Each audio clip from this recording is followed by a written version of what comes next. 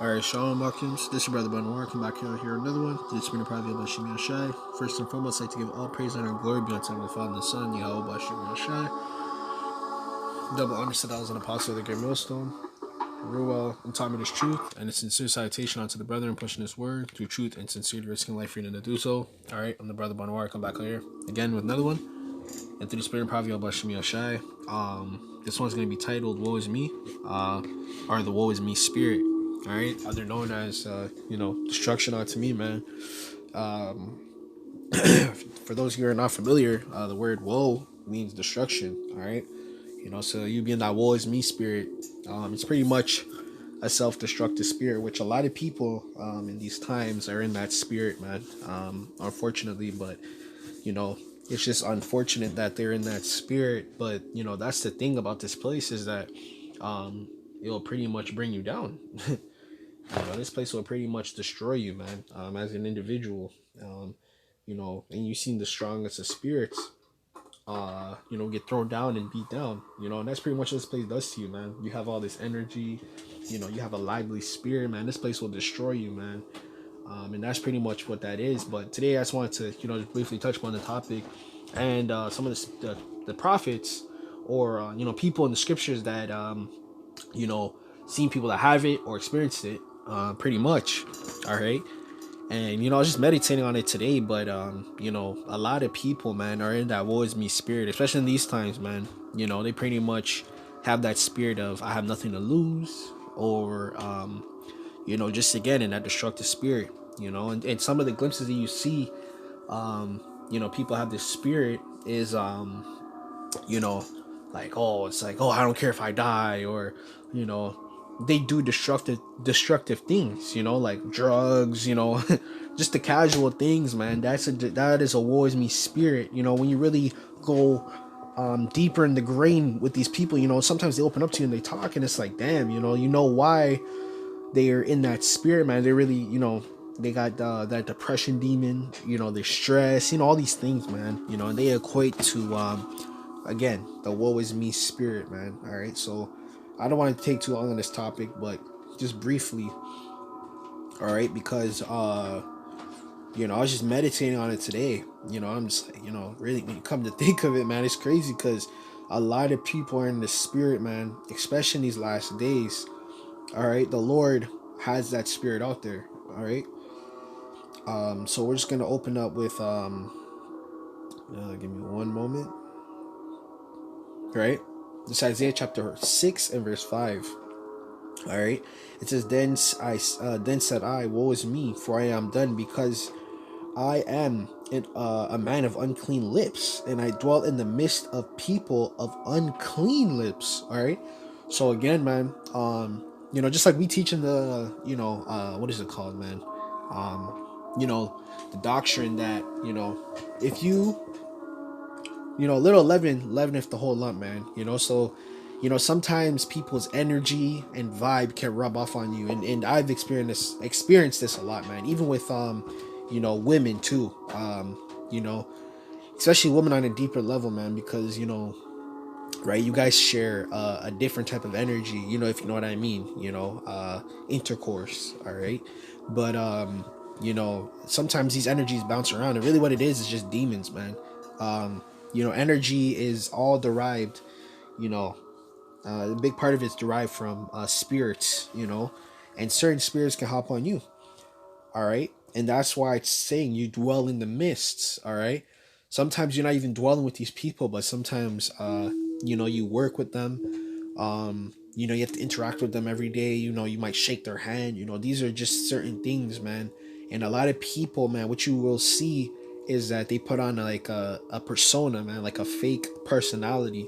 Okay, but really, again, they're in that woe is me spirit, man. All right, this is part of what the Lord was saying when he said, the love of many shall wax cold, man.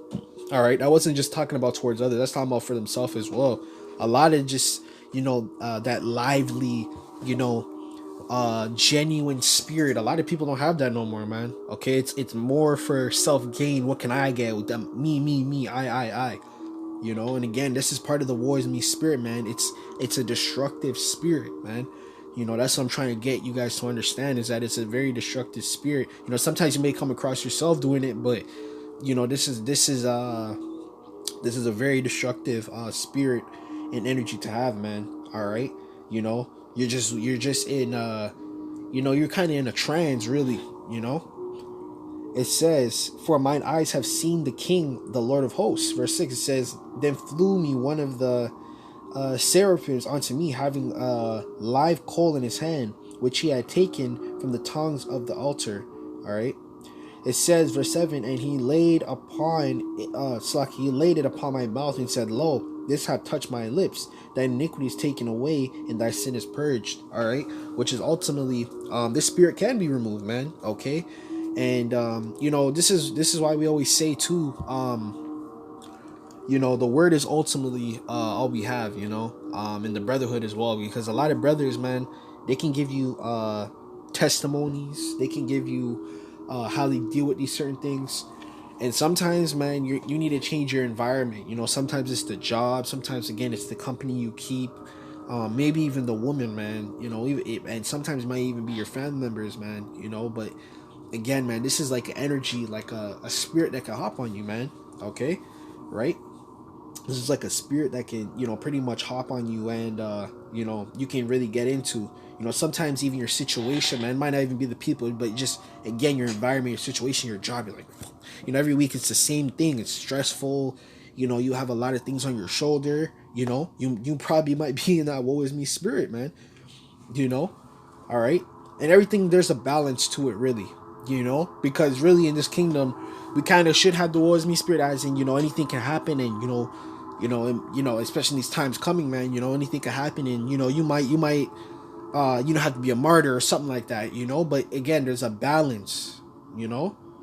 Right? There's a balance to everything, man. And that's what we teach in the scriptures, man. Is that there's a balance, man. A lot of people, they don't have balance, and even in their lives. Not even regarding this topic, but a lot of people don't have balance in their lives, man. All right, everything is just one-sided, and that's why they can't find foundation. They don't root themselves in foundation, man. All right. This is Second Ezra chapter 16. Okay, and some of the prophets were in that woe is me spirit too, right? Right, they were in that woe is me spirit, man. But again, there's a balance to it, man. Okay, all right, because we know ultimately, this like, this place can, do anything to us. We can end up any type of way. We obviously know that, okay. But again, the thing is, you have to have a balance, man. You can't just be all, fog. Oh, you're all the time. You're they call it in this place, but a Debbie Downer. Everything's negative, and you're never happy, and you never smile. You got to get out of that spirit, man. You got to shake that funk off of you, man. Right? This is Second Ezra chapter 16, verse 17. It says, woe is me, who will deliver me in those days? Okay. Verse 18, the beginning of sorrows and great mournings, and the beginning of famine and great death, the beginning of worries, and the power shall stand in fear, the beginning of evils. What shall I do when those evils shall come? Right. All right. And this is where your faith kicks in, man. You got to have some type of this is why I told you, brothers, through the spirit, you got to have some sort of confidence too. You got to walk with some type of swagger, charisma.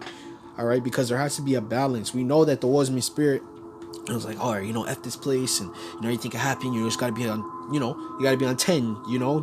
Just don't invest your all into this place. Right? To some degree, yeah, it's fine, but some people, especially, and when I'm saying people, I mean people in the world. You see it on them, right? We're aware, Akims. These people aren't aware as much as us, but when you go to work, you might walk in public, and you just see the expressions on people's faces. A lot of those people are in that woe is me spirit, man. Okay, right, and a lot of it is derived from they don't see the brighter days ahead. Because they don't have the truth like we do, man. So they don't really see the brighter days ahead. And really what it is, they don't have no hope. They don't have no hope. They can't pour their hope into anything.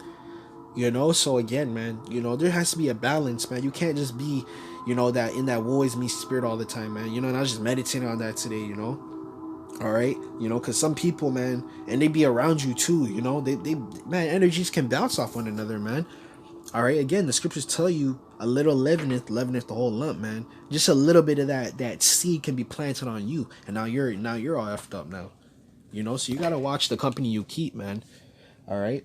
But with that, man, I'm just gonna give all praise and the glory be unto me, Father, the Son, Yahawashi. Just a little quick little lesson. All right. I hope you guys are edified to the Spirit. Okay. Until next time, I'm gonna say Shalom.